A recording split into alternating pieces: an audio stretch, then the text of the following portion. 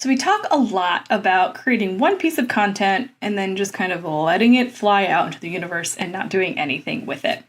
Instead, how do we make more use of it, make it last longer, get it in front of more people, and make most of the effort we've put into this creation, like make it the most we can? And so today we're going to talk about that same topic, but as it relates to PR or press releases or public relations, how we're talking about our organization in the public, and how are we taking those elements that we're creating and repurposing them and using them across multiple channels, because that's the name of the game. I talk a lot about how creating long form content in whatever way that you are and reusing it across multiple channels is the best way to get the most bang for your buck and to get the most visibility. And we don't always have to be creating new, because people need to see things multiple times before they connect with it, before they engage with it, and before they move forward. And so today, that is what we are talking about with my guest, Aquila Mendez. Aquila is the founder of Haute in Texas, an award-winning PR and marketing agency. She's been asked to speak to audiences across the US, Europe, and Asia, and has been featured in Forbes, Newsweek, and The Telegraph, in addition to numerous TV appearances and podcasts. Her blog collaborations and client rosters feature some of the world's biggest brands, including Vogue, Prada, Lincoln, Neiman Marcus, Kendra Scott, Orange Theory. She is also the founder of Haute in Network Agencies, a franchise model to help other women own their own agencies, and was named a San Antonio Biz Junior 40 Under 40 honoree. We have a great conversation about repurposing, reusing, what you put in that content, all of the things. So you're definitely going to want to check it out. But before we get into it, this episode is brought to you by Oh My Hi. Oh My Hi is a website building platform that walks alongside you to help you have the website that you need to engage, connect, and grow your audience and grow those donations. It's a great builder if you're looking for something easy, but also something with some handheld training. One of the reasons why I love Oh My Hi so much is because they totally connect with you. They have live weekly training so that if you're stuck on how to build that website of your dreams, you've got it all laid out there for you. It has all the bells and whistles you need and those that you don't. Plus, they've created a nonprofit template with my feedback and a copywriter of mine, Sarah Cook, who's also on the podcast several times. So you can know that you have a template that you can build off of, that you know is going to work, that you know is going to convert without the price of custom building. Now, I know what you're saying. Why are you promoting a website builder when you build websites yourself? Well, here's the deal. Not everybody needs all of the bells and whistles on their website. You need a website that works, a website that connects, and a website that converts. And so with Oh My Hi, you can get started for just $20 a month. And it includes your hosting and all of the training. So definitely make sure you check out my bonus podcast episode I did with co-founder Becky Launder, all about Oh My Hi, all about websites, all about the nonprofit template. You can check out the demo there as well. So you can find that at thefirstclick.net/ohmyhi. That's hi. Good to see you, HI. So thank you so much to Oh My Hi for sponsoring this episode. Let's get into it. You're listening to the Digital Marketing Therapy Podcast. I'm your host, Sammy Bedell-Mulhern. Each month, we dive deep into a digital marketing or fundraising strategy that you can implement in your organization. Each week, you'll hear from guest experts, nonprofits, and myself on best practices, tips, and resources to help you raise more money online and reach your organizational goals. Hey friends, please join me in welcoming Aquila Mendez Valdez to the podcast. Thanks for being here. Another fellow hyphenated last name, so I like it. Yes. Yeah. We're a rare breed, but I like it. So Good to be here. Well, thanks so much for coming in. And, you know, we're talking about public relations or PR today, and it's not a topic we've talked about a lot, but is a really powerful tool for visibility and letting people know about what you've got going on in your organization. So I would love to just kind of start with, what is PR to you? Why is this something that you're really passionate about? Absolutely. So for me, PR, I think even from the time that I graduated from college, which has been a few years ago now, has changed rapidly. And the nice part is that it's continued to kind of get closer and closer to marketing and doesn't have to be a totally separate field anymore. They very much, work together, play nicely together. So that's been really cool for us. But I think, from a high level perspective, public relations, PR is really the, relationship that you have to your external audiences, whether it is customers or the general public, or, it can be government entities that you have to interact with as part of your business or whatever your line of work is. But the communications that you put out into the world that tell the world what you're all about, what's exciting, what's going on, but also handling some of the bad if there is, unfortunately a crisis and we need to be able to handle that too. PR can also encompass that as well. So it's pretty broad and it means a lot of different things to a lot of different people. But at the end of the day, it's really about telling stories to the people who are interested in your brand or should be interested in your brand. Yeah, I love, and I don't want to go too heavy on this because, we want to talk about ways that we can use PR to kind of build and grow our awareness. But I love that you mentioned kind of that crisis management, because I think that's something that we don't think about until it's too late. And that can be, right, something that happens internally in your organization that you need to address. That could be something that happens, like you mentioned, politics or legislation or government grants or whatever. It could encompass so many different things that are either affecting the industry that you're serving or something that happens. Right. So, if you were just going to, I know this is a much bigger conversation, but if you were going to maybe just give people a couple things to think about when we're putting together maybe a crisis communication plan, like where would we maybe want to start?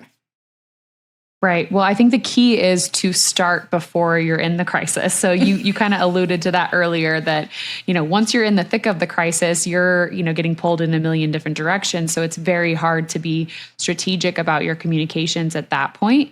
And that's usually when we get the phone call is people say, hey, I had somebody post a video about me online. What do I do? I'm afraid they're going to come after me. And I'm afraid this is going to go, haywire or, viral. And I think for us, what we always want to encourage people is that, first of all, having a plan, having an understanding of, okay, if the worst happens, here's how we will proceed. Here's what we would do. All of our team members and stakeholders understand that this is the process we've laid out. Yeah. But the sort of high level kind of advice that I always give people is that 9 times out of 10, when you are in a crisis, your communications, as long as they can be level-headed and compassionate and understanding, you will be able to weather the storm. It's really when people do more of a knee-jerk reaction or they get defensive or they think, well, this is my opportunity to show why you're wrong and I'm right. At that point, that ship has sailed. You really have to sort of start playing a little bit of, defense and kind of de-escalating the situation. But, we always want to combat, a poor moment in the spotlight with, okay, but here's all the good things that you're doing and here's all the positives that we can talk about. And really kind of having the patience to weather that storm comes with having a good plan, I think. Yeah, I love that. And I kind of liken it to, in my head, it's like, when you go to a restaurant and your server messes up the order, the mess up is not the big deal. It's how the server reacts to that mess up that's going to dictate how you tip them, right? Because you might still give them a great tip if they mess up, if they do the right thing and treat it exactly. well. So I think that's really good. Exactly. Okay. Yep. Yeah. Well, let's focus on positive things and the exciting things that nonprofits have going on right now and how we want to kind of continue to spread the good news that we're doing and the impact. So obviously, when we think of PR, the easy thing to think about is a press release. So let's assume we've got a press release that's out. Then what? Like, do we just hit publish and then hope for the best? Or how can we kind of make the most of that release that we've put work into? Yeah.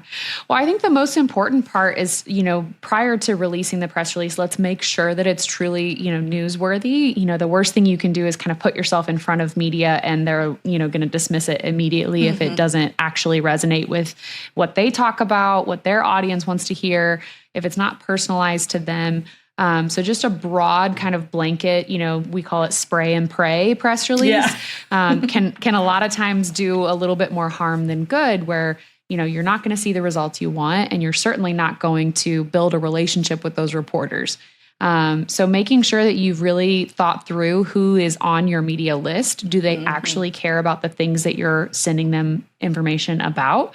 And then being sure to be prepared that if they want to talk to you on camera, if they want to set up an interview, if they ask for headshots or bios or video content of, maybe you had an event and they want to know if you did capture, we call it B-roll in the news media world where, and I guess that term's becoming a little bit more common now with, B-roll videos being very popular on Instagram, but do you have those files readily available to send to them?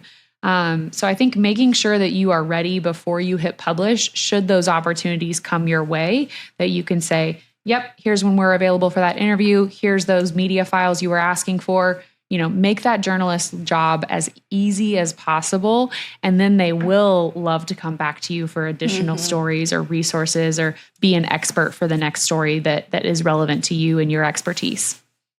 I love that. I mean, perception is reality. We talk about this all the time, and it doesn't, especially now with all the tools, it doesn't take a lot for you to have all of those assets ready to go and look super professional, even if you don't have, a contracted videographer or all of that stuff. I think from my experience, I had a short stint when I was handling PR for a guitar company when I was not in the nonprofit space.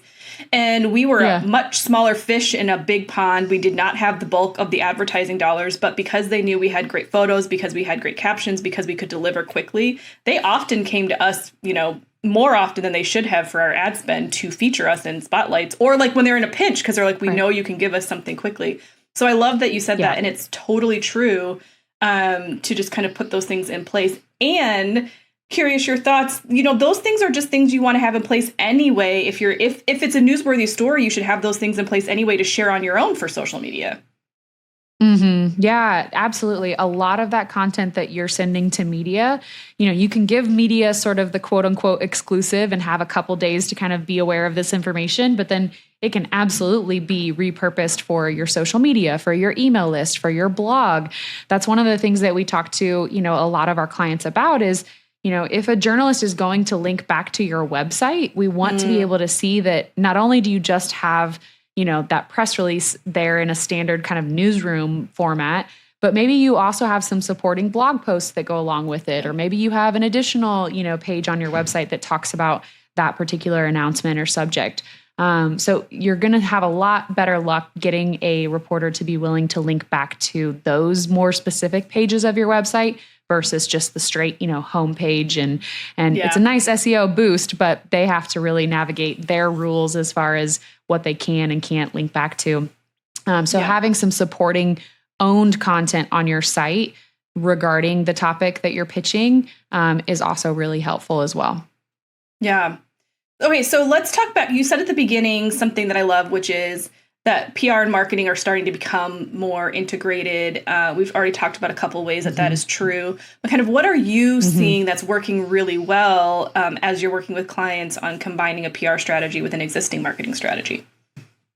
Yeah. So I think the buzzword or the term right now is really thought leadership. And what we're seeing is that beyond just representing an organization or a company, you really have to hone in on who are the individuals behind those companies and those brands and even those nonprofits, where we can really focus on your expertise as an individual and highlighting you in the media because of that, but also building up similar content. For example, I follow Dr. Becky, that's a parenting, guru influencer. She has the book and she does all the podcast interviews and all the media interviews. But if you go to her social media, it's almost like this secondary layer of, I heard her talk about this podcast, topic. And then if I go to her Instagram, I can see 5 more videos that she's done very, very similar, kind of going a little bit deeper.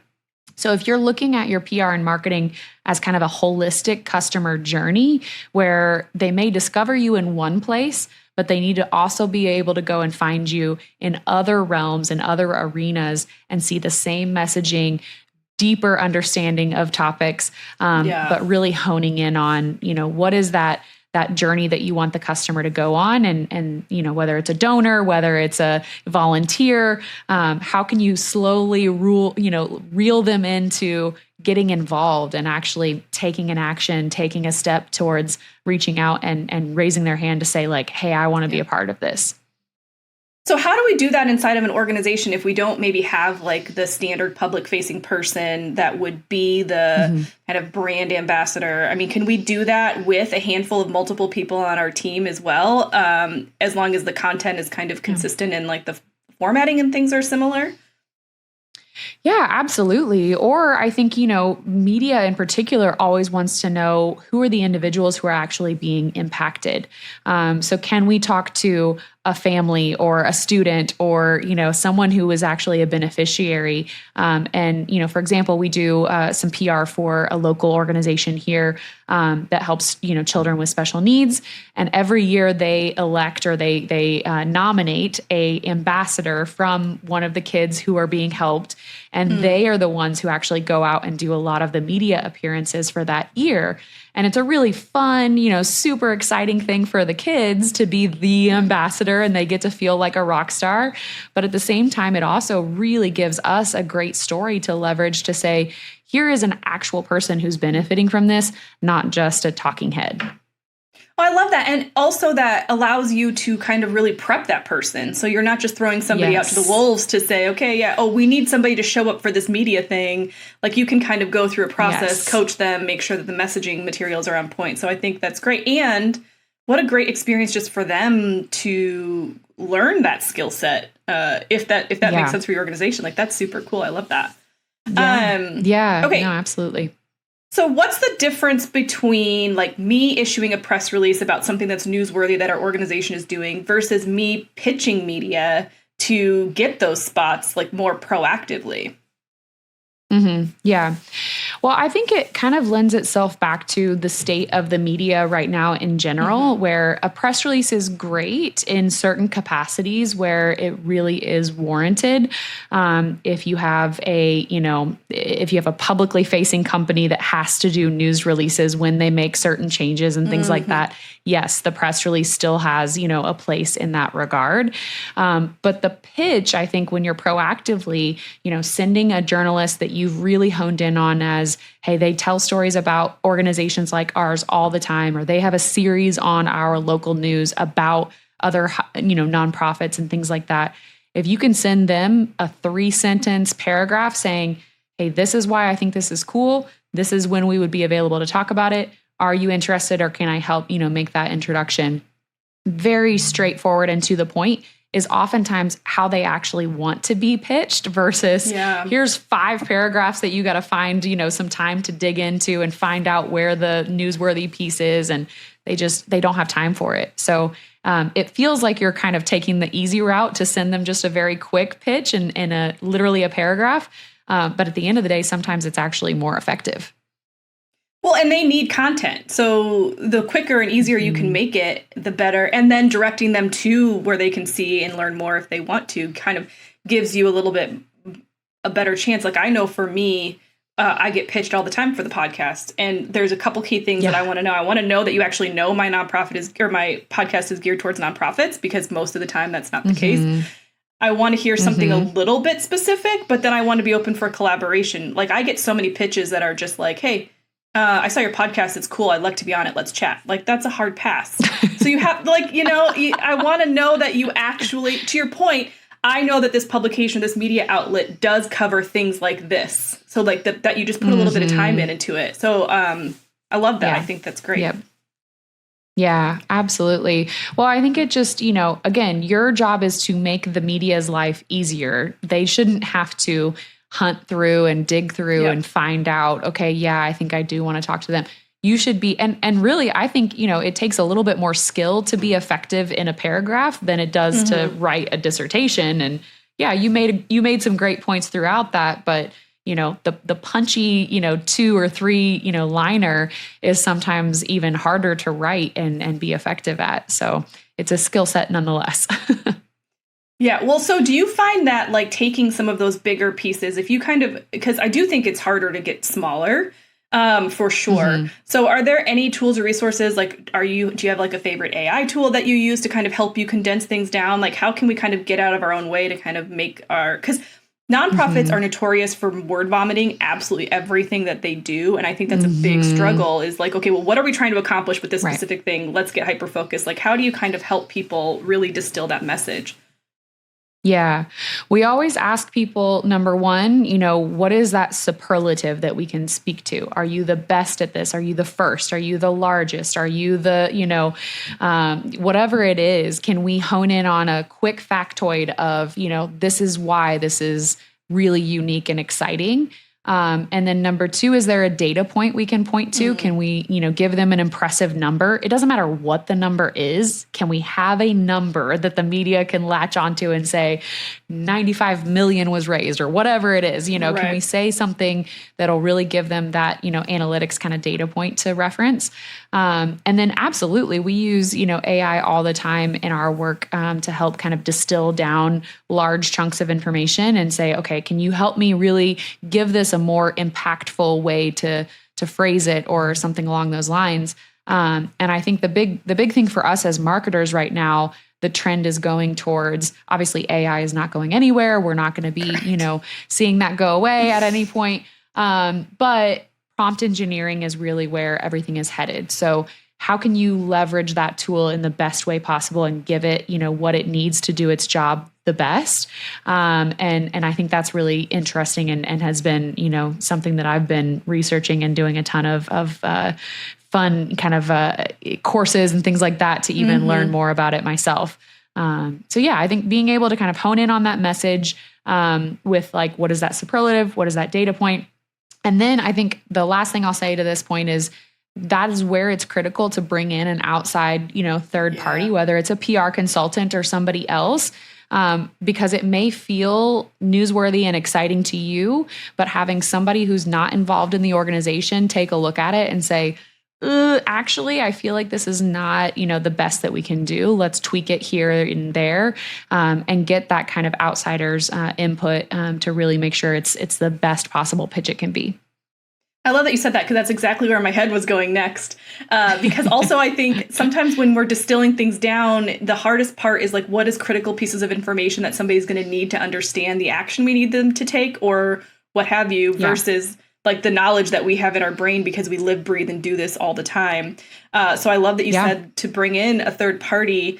And also when we're thinking about kind of newsworthy stuff, my brain is kind of going to also like how you're managing your advertising. So if you're taking advantage of the Google ad grant, it's almost like a similar mentality, right? Like, where are we driving people to our website? Is it impactful for them versus just like, we're really excited about what we're doing and we just want to brag. So the difference, I think, in coming from a standpoint of what are they going to get value from, not just how are we shouting from the rooftop. So how do we kind of balance that in a press release, which is meant to make an announcement, but also we still need to make a connection?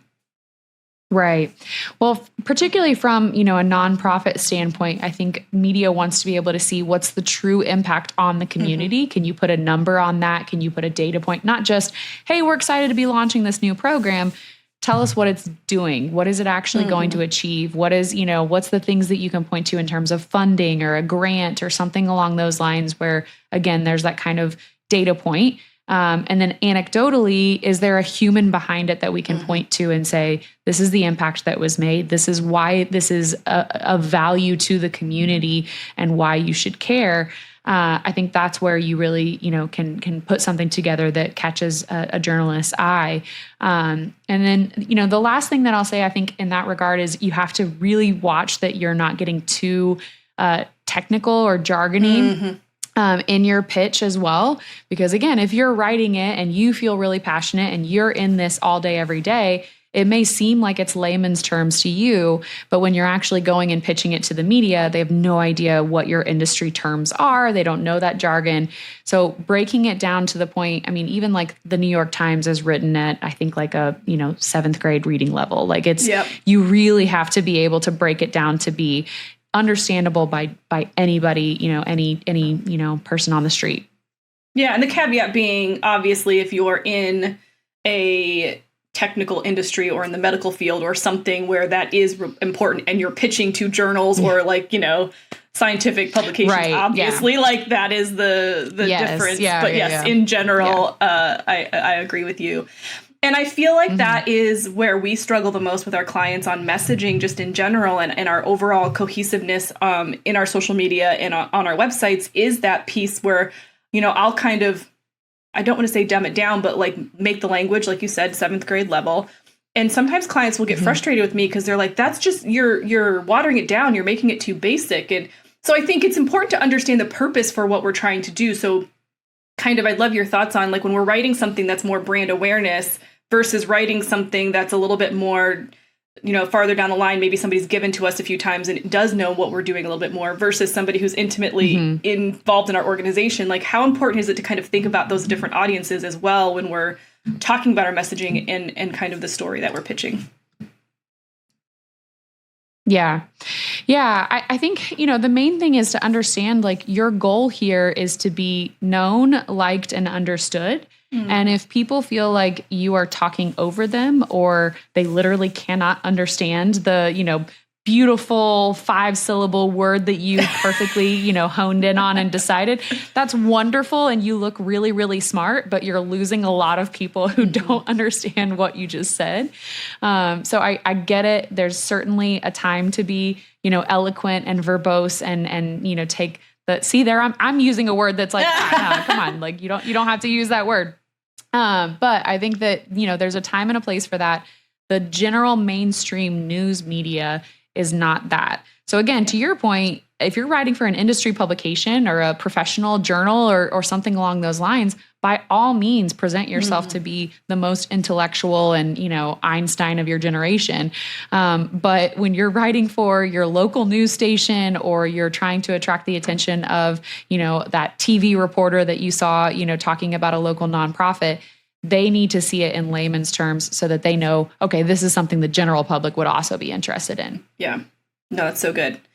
Okay, the last thing I kind of want to touch on is a little bit different, but kind of, if PR to me is something that people get really stuck on and something that they don't think they can do on their own, which I think it's a time-consuming effort to do it well and to build those relationships. So if somebody was wanting to kind of engage with the PR agency or kind of support, what are some things they might want to think about, or what are some things they might want to have prepared or understand before they kind of interview and hire a PR agency? That's a great question. So I think the most common questions that we get, number one, tell us a little bit about your philosophy as an agency, because we all have differences. We all have ways of doing things and sort of schools of thought that we adhere to. So I think understanding where they're coming from and, what frameworks they, abide by and center all of their marketing and PR campaigns around is a great question. I think the second most common that we get is, how do you track ROI? How do you measure things? What does that look like? Can we expect to hear, get an analytics report every single day, every week, every month? What does that look like? So that's also that if you have an agency that balks at that question or, skirts around it, I think that's a little bit of a red flag. They should be able to tell you that right off the bat. That shouldn't be, a question if they're up to snuff.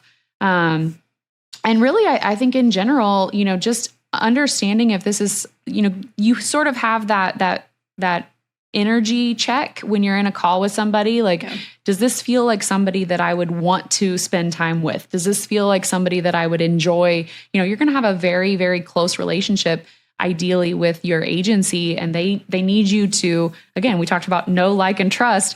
We need you to trust us enough to be willing to share, really personal information about your organization, or give us access to very personal, data or information that we need. So if you are, off the bat, not feeling that, relationship as a positive one, or we're just not syncing up, like something's just off, it's okay to trust that gut and say, hey, it's just not a good fit. It's not going to work here. And I think going with that, instinct, it proves to be, beneficial 9 times out of 10.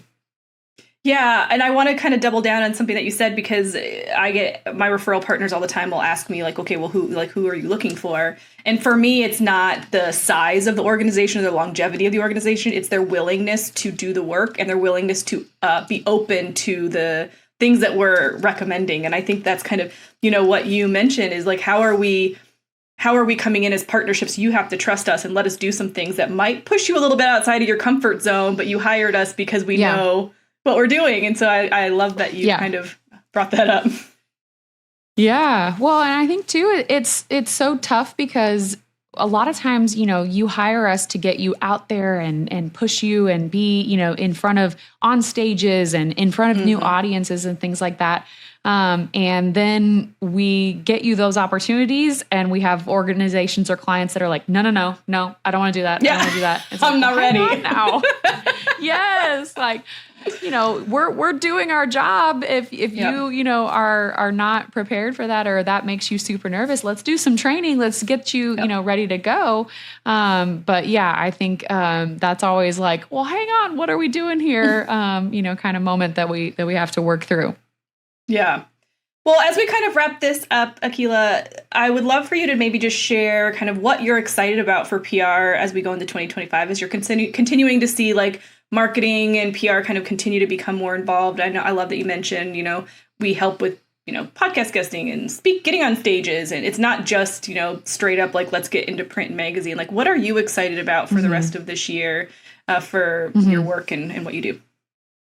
Yeah.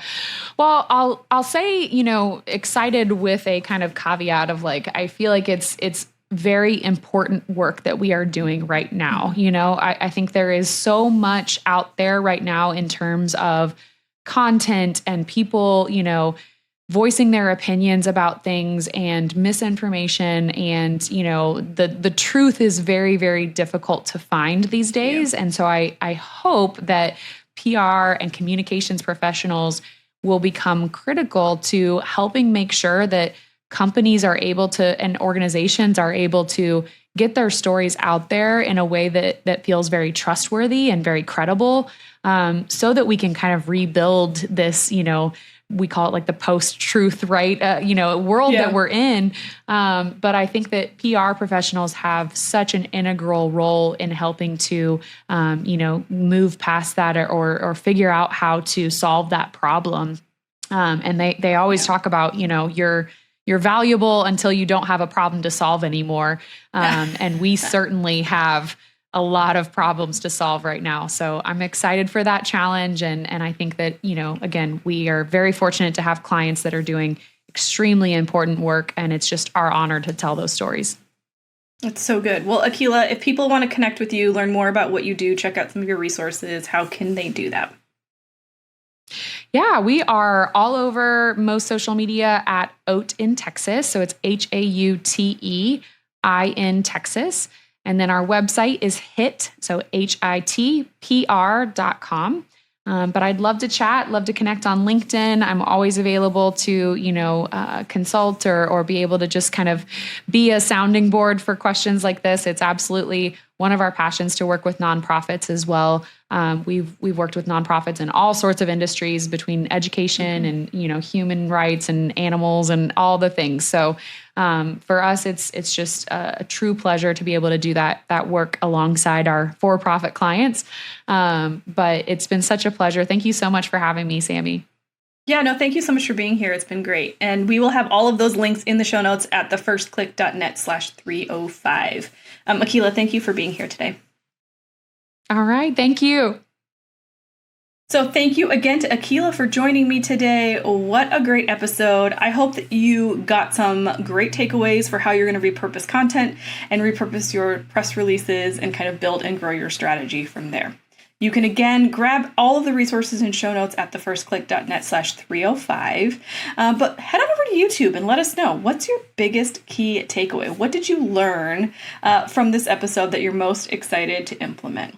And of course, leave us a review, like us, subscribe wherever you listen so that you don't miss out on a single episode. We've had a couple bonus episodes drop this year, and so you don't want to miss on when those come out. But again, make sure you check out thefirstclick.net/305 for the show notes.